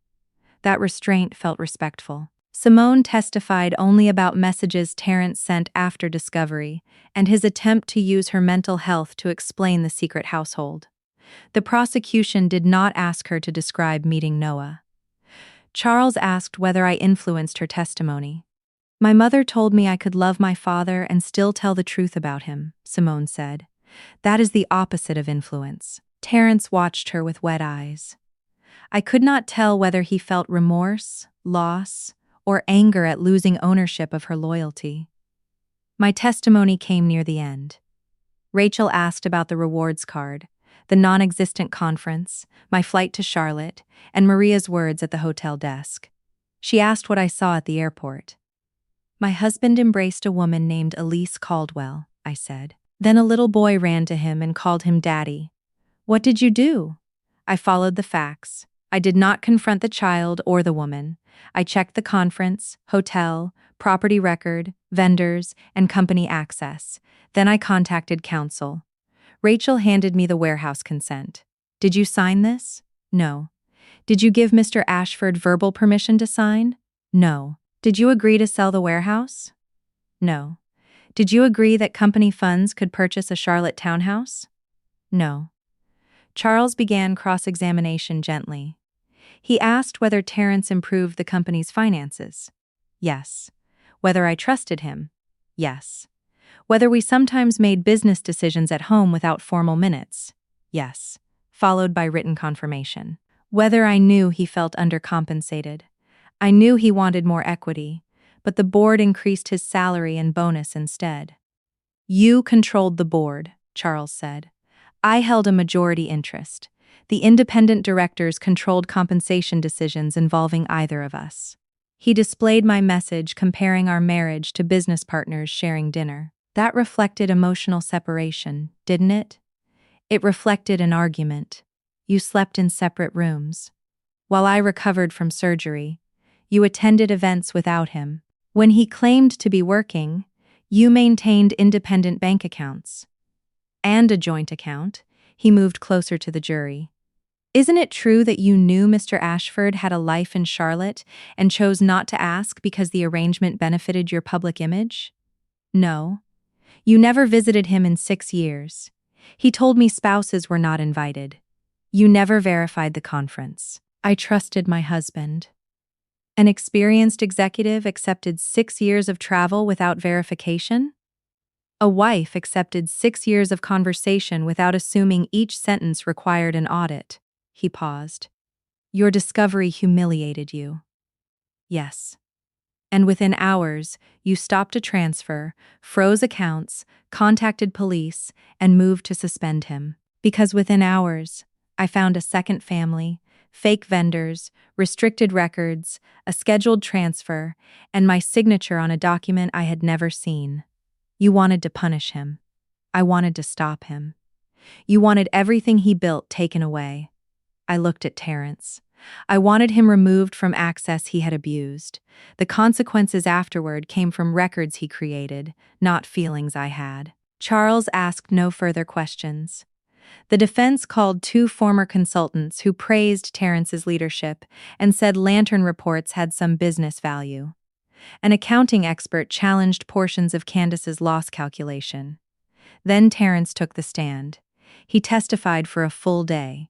He said my mother promised him equal ownership verbally and I refused to honor it. He described the lantern payments as deferred compensation and the townhouse as a corporate hospitality property that Elise also occupied. He claimed I approved the warehouse sale during a dinner at home and authorized him to use my electronic signature because my hip pain made paperwork difficult. "Why create a false divorce decree?" Charles asked. Terrence looked ashamed. "Because I loved Elise and wanted a future with her, but Dominique would never agree to a divorce that endangered the company. It was wrong. It was also personal, not financial." "Why tell Mrs. Ashford you attended a conference?" "To avoid conflict." "Did you steal from Ashford and Lane?" "No. I took compensation, I earned and invested much of it back." Under cross-examination, Rachel presented metadata showing the forged warehouse consent was created on Terrence's laptop 2 days before the dinner when he claimed I authorized the sale. "Did Mrs. Ashford travel backward in time to approve it?" she asked. "The document date may be wrong." She displayed the shareholder loan ledger. Each loan appeared days after a larger lantern payment. "Why did the company pay you before you lent it money?" "Cash moved among related entities." "Entities you hid from the board." "Entities used for confidential strategy." Rachel opened the anonymous quality complaint and showed that the altered chart file had been created on Grant's computer but emailed from an address connected to a recovery phone ending in Terrence's last 4 digits. Was attacking product safety also confidential strategy? Terrence's face tightened. "I did not send that complaint." "You drafted the text." "No." Rachel displayed a deleted message recovered from Grant's phone. "Make the bank nervous. She'll sell before she risks payroll." "Your number?" Terrence stared at it. "It appears so." "Your words?" "Messages can be altered." "Like quality charts?" Charles objected. The judge sustained it, but the jury had heard enough. Closing arguments lasted nearly 5 hours. The jury deliberated for 2 days. I waited at Ashford and Lane instead of the courthouse. Machines cut, pressed, sealed, and labeled.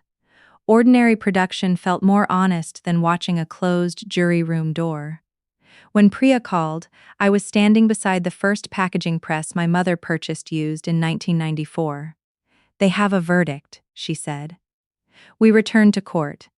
Terrence stood beside Charles. Simone sat with me. Elise sat on the opposite side of the aisle, alone. The foreperson read guilty on wire fraud, guilty on conspiracy, guilty on aggravated identity theft, guilty on embezzlement, guilty on obstruction, guilty on tax fraud, not guilty on 2 minor transaction counts where authorization records were ambiguous. Terrence did not collapse. He closed his eyes once, then looked at Simone. She took my hand. He was remanded into custody pending sentencing. As marshals approached, Terrence said something to Charles, who asked the judge for permission to address a family matter. "My client would like his daughter to tell his son that he loves him," Charles said. The judge looked toward Simone. "Ms. Ashford is not an instrument for communication," she said. "Your client may use approved legal channels." For years, Terrence had turned people into bridges between the parts of his life. The court refused to make Simone one more. Outside, reporters asked whether I felt vindicated. "The verdict confirms that trust is not authorization," I said. "Tomorrow, 86 people will return to work. That is where my attention belongs." Then Simone and I drove home in silence. Relief did not arrive that night. I made tea in my new kitchen, forgot to drink it, and stood at the window watching the river move beyond bare trees. The verdict had converted disputed facts into legal findings, but my body still expected another email, another missing account, another room inside my life that belonged to someone else. Simone slept on the sofa despite having a guest room. At 3 a.m, I found her awake. "What happens to him now?" she asked. "Sentencing in April." "No. I mean after. Does he become only what he did?" I sat beside her. "Not to you. He is your father and a man convicted of crimes. You don't have to choose one sentence." "Do you hate him?" For months, people had asked whether I still loved Terrence. Hatred was the other simple option they offered. I hate what he did, I said. I don't want to spend the rest of my life maintaining a feeling about him. That sounds impossible. It sounds like work. Sentencing reports valued total company and tax losses at just over $3 million, including attempted losses from the warehouse scheme. The defense argued the actual loss was much lower because the transfer and sale had been stopped and the townhouse still possessed value. Numbers again tried to define the shape of harm. At the sentencing hearing, Malik spoke for the company. He described orders lost after the false quality complaint and employees who delayed medical care because they feared payroll would fail. Elise spoke about Noah.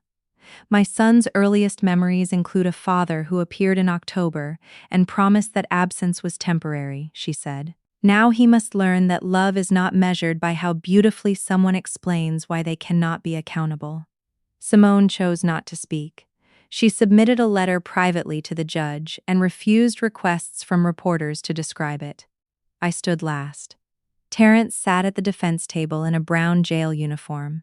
Without the suits, watch, and careful setting, he looked smaller, but not unfamiliar. For 29 years, I said, Mr. Ashford had access to my home, my company, my family, and my confidence.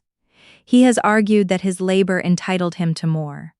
Many people feel unseen or underpaid. They negotiate, resign, compete, or begin something of their own. He chose to manufacture permission. I looked toward the employees seated behind me. The financial loss can be calculated. The deeper damage was teaching honest people to distrust the ordinary systems that allowed them to work together. An assistant now wonders whether following policy made her complicit. A daughter wonders whether childhood love was evidence gathering. A 6-year-old wonders whether his birthday caused a family to break. Those questions were not unfortunate side effects. They were the cost Mr. Ashford assigned to other people so he could avoid paying the cost of truth? Terrence stared at the table. When offered a chance to speak, he stood. I accept that I made decisions outside proper corporate channels, he said. I never intended to harm employees or my children. I believed I was protecting 2 families while correcting an ownership arrangement that undervalued me. Dominique and I built Ashford and Lane together, and I hope someday she acknowledges that. It was not an apology. It was a final invoice. The judge sentenced him to 9 years and 4 months in federal prison, followed by 3 years of supervised release. He was ordered to pay restitution, forfeit his remaining interest in October Lantern and related accounts, and surrender his company shares subject to valuation credits and civil judgments. Grant received 3 years for his cooperation and role. The judge addressed Terrence directly. You mistook proximity for ownership, she said. A marriage gave you opportunities to serve, not a license to take. A title gave you duties, not a private treasury. Marshals led him away. This time he did not look back. The restitution process lasted years. Criminal judgments do not make money reappear. Accounts had fees, taxes, and market losses. The townhouse settlement returned company funds gradually. Terrence's retirement assets and surrendered shares covered a portion. Insurance covered some professional fraud losses after litigation. Ashford and Lane recovered roughly 60 cents of every dollar proven stolen. We recovered something else completely: visibility. Candace agreed to remain as CFO. We rebuilt financial controls so no person, including me, could create vendors, approve payments, and reconcile accounts alone. Board packets included direct access to source statements. Employees received a confidential channel to ask questions without going through management. Executive expenses required the same receipts as everyone else's. At the first annual meeting after trial, I proposed creating an employee ownership trust funded partly by the canceled 12% interest associated with Terrence's shares. Over 10 years, employees could earn a collective stake based on service. Evelyn asked whether I was giving away control from guilt. I'm distributing value toward the people who protected it, I said. The board approved the plan. Curtis, the machinist who asked whether Terrence stole from us, became the first employee representative. His acceptance speech lasted 11 seconds. "We already acted like owners," he said. "Now the paperwork is catching up." We called our new governance program Clear Hands. The name came from my mother's habit of holding up both palms after signing a contract and saying, "Everybody should leave the table with clean hands and the same paper." Ashford and Lane began offering Clear Hands workshops to other family-owned businesses. Candace explained controls. Priya discussed independent counsel and asset boundaries. I spoke about how relational trust could coexist with verification. At first, telling the story exhausted me. Then the questions changed. People stopped asking how I failed to notice and began asking how the company stopped the transfer. They asked what warning signs mattered, how boards could protect founders, and how spouses could discuss financial independence without treating love as suspicion. My answer became simple. Trust should reduce fear, I said. It should not remove access to facts. Maria attended one workshop virtually from Charlotte. The Royal Crescent had promoted her to Director of Guest Services after management reviewed her actions. She was disciplined for disclosing names before confirming my identity, but the hotel also changed its rewards mail policy and created better procedures for guests reporting identity or domestic concerns. After the session, Maria remained on the call. "I worried for months that I destroyed a child's family with one sentence," she said. "You described the reservation in front of you. If I had been more careful, you might have gone home. Then the warehouse might have been sold. Do you ever wish I had said nothing? I thought of Noah's dinosaur on my desk. I wish there had been nothing to say." Maria nodded. "That's different. Very." I sent her a handwritten note on the anniversary of our meeting each year. It never thanked her for exposing my husband. It thanked her for choosing kindness after an error could have made her defensive. My relationship with Elise developed through receipts before it developed through conversation. Every monthly townhouse payment arrived on time. Every annual statement was copied to both attorneys. When her event business recovered, she paid extra principal. 4 years into the 10-year note, she refinanced and repaid Ashford and Lane in full. She drove to Richmond to sign the release at our office. "I could have mailed it," she said, placing the papers on my desk. "I wanted to hand it to you." "Why?"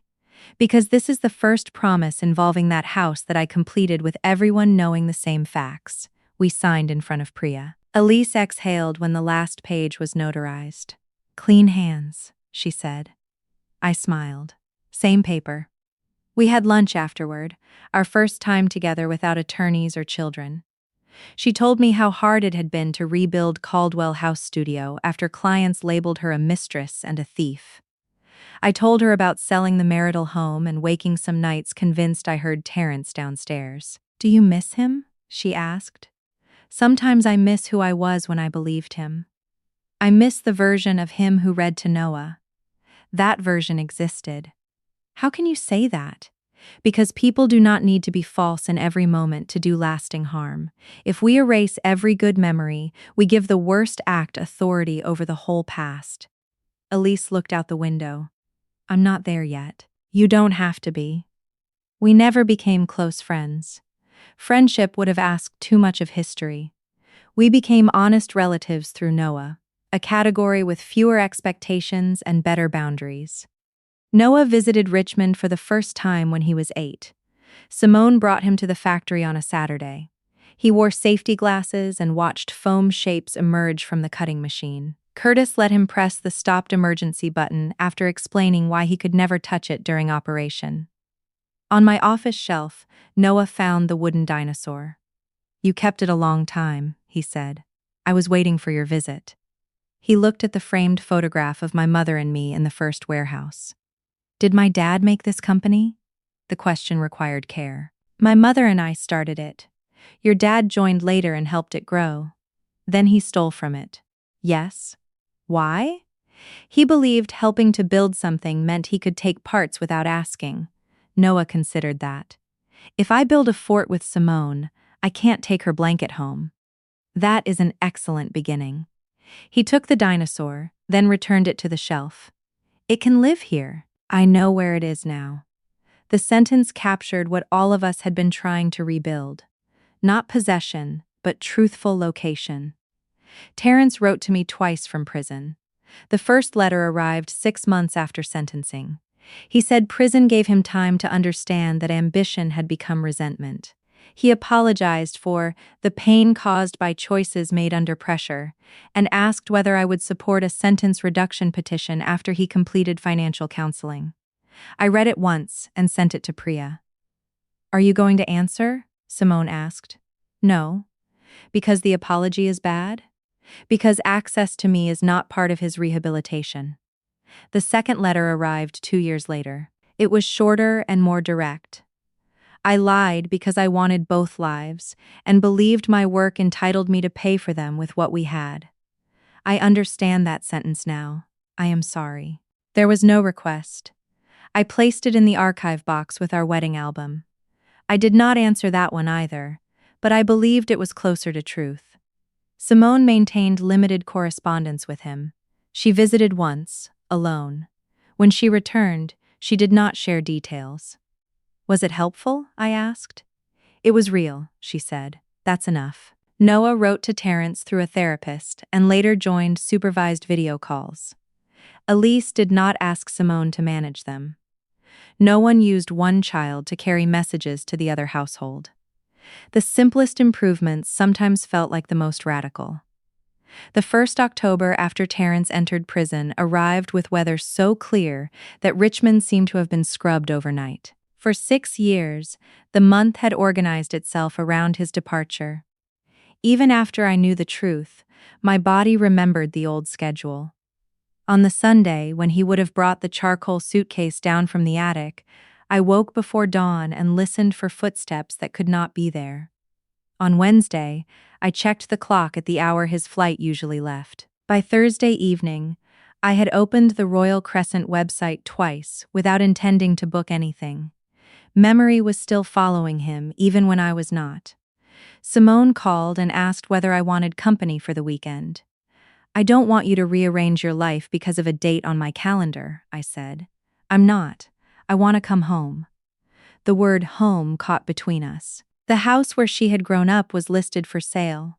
Half the rooms were empty, and colored stickers marked furniture for storage, donation, or auction. A young couple had toured it that morning and admired the kitchen where Terrence once made pancakes shaped like animals. "All right," I said. "Come home while it still is." Simone arrived Friday carrying groceries and no plan. We cooked soup in the large blue pot from my mother's kitchen. We did not discuss the case, the company, or forgiveness. After dinner, we sat on the floor of her old bedroom and sorted the last box from her closet. Inside were school programs, track ribbons, photographs, and a stack of birthday cards signed "Love, Dad." Simone held one from her 10th birthday and ran her thumb over his handwriting. "If I keep these, does it mean I'm excusing him?" she asked. "No." "If I throw them away, does it mean I never loved him?" "No." "Then how do I decide?" I had spent months believing every object required a verdict. The wedding album seemed either evidence of a real marriage or proof that I had been foolish. His coffee mug was either harmless ceramic or an artifact of betrayal. Even the kitchen table had become a witness because he once sat there and explained away the hotel card. "Choose what belongs to your life," I said. "You don't have to decide what it means forever." She kept the cards and discarded the envelopes. The next morning, we drove to a small house I was considering near Bird Park. It had 2 bedrooms, a narrow porch, old oak floors, and a kitchen window deep enough for herbs. Nothing about it resembled a reward people receive at the end of a difficult story. The upstairs bathroom needed tile. The garage leaned slightly. The dining room could not hold the table I had used for 29 years. I loved it. "Can you see yourself here?" Simone asked. "I can see myself learning it." That was more important. I bought the house with funds documented in the divorce settlement and a mortgage from a bank where no one had ever reported to Terrence. Candace reviewed the closing statement at my request, then made me sign a note acknowledging that she had no independent duty to examine my personal purchase. "You really have changed the culture," she said. "The culture now produces paperwork even when I am the inconvenience. Especially then." On moving day, Curtis and 6 employees appeared with trucks despite my insistence that I had hired movers. They carried only the things I had marked personal, asked before opening every box, and left by noon. On the porch, they presented me with a plain wooden sign made from a remnant of the original warehouse workbench. It read, "Nothing hidden needs a home here." I started to cry before I could make a joke. Curtis looked alarmed. "We can make another one. This one is right." I hung it inside the coat closet, not above the door. It was a principle, not decoration for visitors. That Saturday was Noah's 7th birthday. Elise had invited Simone and me to a daytime party at a public science museum in Charlotte. I had accepted, then nearly canceled 12 times. We traveled on separate tickets and stayed in a hotel across town from the Royal Crescent.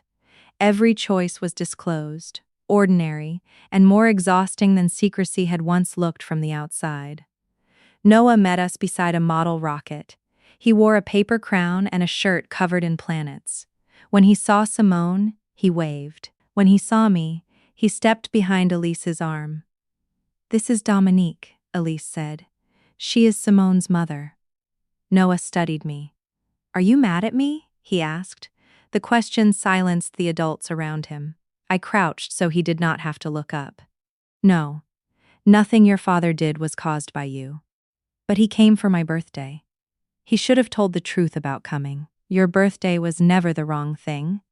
He considered this with the solemnity children reserve for answers they may test later. "Do I call you Mrs. Ashford?" "You may call me Dominique."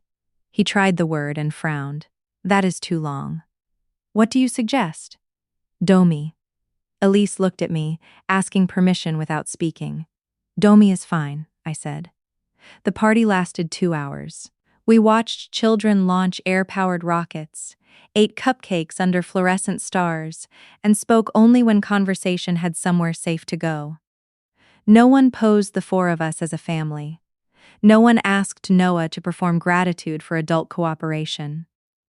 Before we left, he handed me a paper bag containing a small wooden dinosaur he had painted green. "The other dinosaur got lost," he said. "I'm sorry. This one is for you, so you know me." In the car, I held the bag in my lap. "How was that?" Simone asked. "Necessary? Only necessary?" I looked back at the museum doors, where Elise stood with one hand on Noah's shoulder. "And good," I said. "Those can be the same thing." The wooden dinosaur went on the shelf in my new office. For a long time, it was the only object there that came from Charlotte. The first night in the new house, rain tapped the kitchen window and every pipe announced itself. I checked the back door once, then checked it again. At 3 in the morning, I opened my laptop and reviewed my bank account, the company operating account, and the title record for the house. All were exactly as they had been at midnight. Facts could answer a question without calming the person who asked it. My own recovery was less visible than the company's. I attended therapy. I joined a group for partners affected by financial deception. I learned that hypervigilance could imitate competence. Checking locks 6 times, rereading statements at 3 in the morning, assuming every unexplained charge concealed another family. My new home required no surveillance beyond ordinary care. Believing that took practice, I planted basil in the kitchen window again. The first plant died because I overwatered it. The second survived. I traveled alone for the first time at 57. I chose Santa Fe because Terrence had never suggested it. I visited museums, ate dinner at a bar without pretending to wait for someone, and purchased a blue ceramic bowl that did not match anything in my kitchen. On the flight home, a man across the aisle asked whether my husband minded me traveling alone. "I don't have one," I said. The sentence felt less like absence than space. 2 years after the trial, I met Andrew Mercer at a museum conservation conference. He was 60, widowed, and responsible for moving fragile collections between institutions. Ashford and Lane had manufactured crates for one of his projects, but we had never met directly. Our first conversation was an argument about whether a 19th century textile should travel flat or rolled. He disagreed with me politely and produced humidity data. I liked the data more than the disagreement. We had coffee, then dinner, then 6 months of occasional meetings in cities where our work overlapped. Andrew did not rescue me from loneliness. By then, loneliness was no longer an emergency. He joined a life that was already occupied. Before our first trip together, I told him I would book my own flight, keep a separate room, and share the itinerary with Simone. "All right," he said. "You don't think that's strange?" "I think you've told me what makes the trip possible." He did not praise himself for understanding. He simply understood. When we became serious, we discussed credit reports, wills, debts, and property before discussing keys. Andrew brought his documents without being asked twice. I did the same. "This is not romantic," he said while we reviewed beneficiary forms at my kitchen table. "Clarity has become very attractive to me," he smiled. "Then I am about to be irresistible. I have 3 years of tax returns." We laughed. 4 years after my divorce, Andrew asked whether I wanted to marry. He did not kneel. We were walking beside the river, and he asked as one adult offering a structure to another. "I don't know," I said. "That is an available answer." "Would you be hurt if the answer stayed no?" "Yes. Hurt is also available. It would not make you wrong." I did not answer for 3 months. Eventually, I proposed a partnership agreement: separate homes for at least the first year, independent finances, and a small ceremony if we chose marriage. Andrew reviewed the agreement with his own lawyer and suggested 2 changes that protected me more than him. We married the following spring in my garden with 12 guests. Simone stood beside me. Noah, then 11, carried the rings in a small packaging box he designed at the factory. Elise attended and sat beside Maria, who came from Charlotte. Malik officiated after reminding everyone he had no formal authority beyond a 1-day license and excessive confidence. There were no promises about becoming one person. Andrew and I promised truth, room, and the dignity of a complete no. Afterward, we ate lemon cake at one long table. No clients, cameras, or brand photographs. The day belonged only to the people present.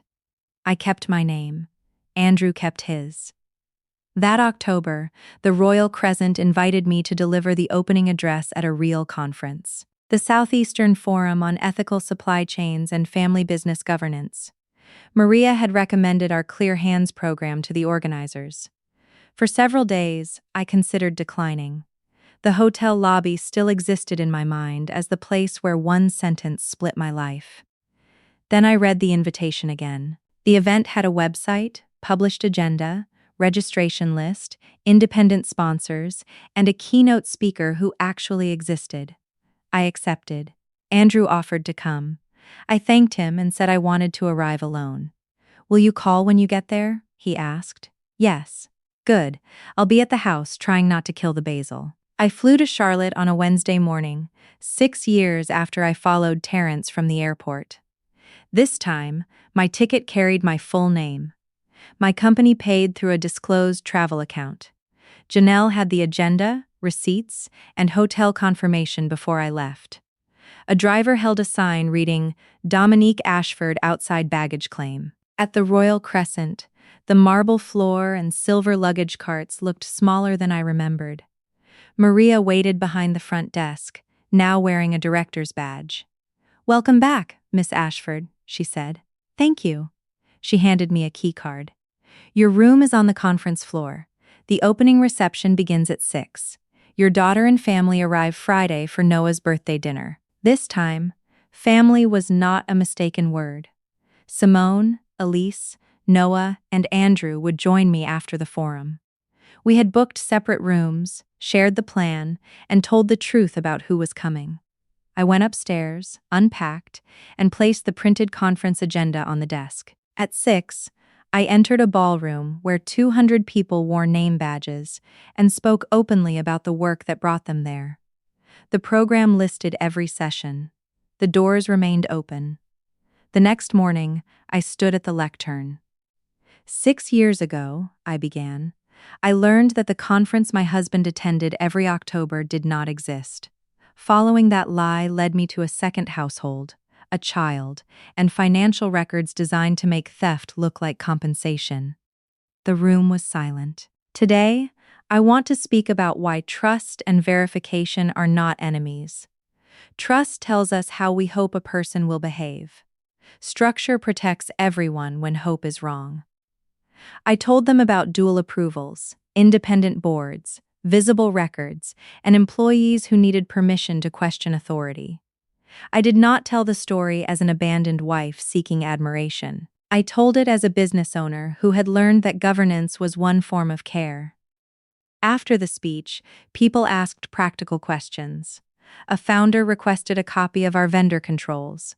A woman my age whispered that her husband handled every retirement statement and became angry when she asked to see them. I gave her Priya's card and told her anger was information, not proof, and information deserved attention. On Friday, Noah ran into the hotel lobby carrying a small suitcase covered in dinosaur stickers. He was 11, nearly as tall as Elise's shoulder, and no longer remembered a life before adults told him carefully edited truth. "Domi!" he shouted. I hugged him. Simone followed with Andrew and Elise. Maria came around the desk. For a moment, we formed a group no hotel reservation system could have classified easily. That evening, we celebrated Noah's birthday in a private dining room. There were no navy balloons or hidden expense codes. Elise paid the deposit from her business account. I paid for the cake. Simone brought a telescope. Andrew gave Noah a book about engineering. Before blowing out the candles, Noah asked whether he could say something. "Dad used to come here for my birthday," he said. "I thought it was because he loved me more in October.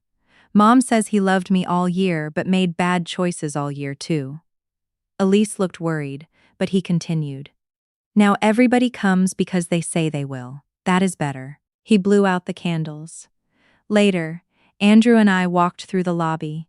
Rain streaked the windows, just as it had the day Maria told me about Noah. A bellman rolled luggage toward the elevator. Cups clicked in the bar. The place had not changed enough to carry the meaning I once assigned it. "Are you all right?" Andrew asked. "Yes." "Do you want to leave?" I looked through the open dining room doors at Simone helping Noah assemble the telescope while Elise and Maria divided the remaining cake. "No," I said. "I know why I'm here." For years, people summarized my story by saying I followed my husband and discovered another family. That was true, but incomplete. Following him showed me where he went. The harder journey was learning where I stood once his destination no longer defined me. I stood with the company my mother began, the daughter whose loyalty remained her own, the boy who deserved a life outside his father's deception, the woman who had survived a different version of the same lie, and the man who understood that love did not require unrestricted access. The next morning, I checked out under my own name. I left Charlotte without following anyone.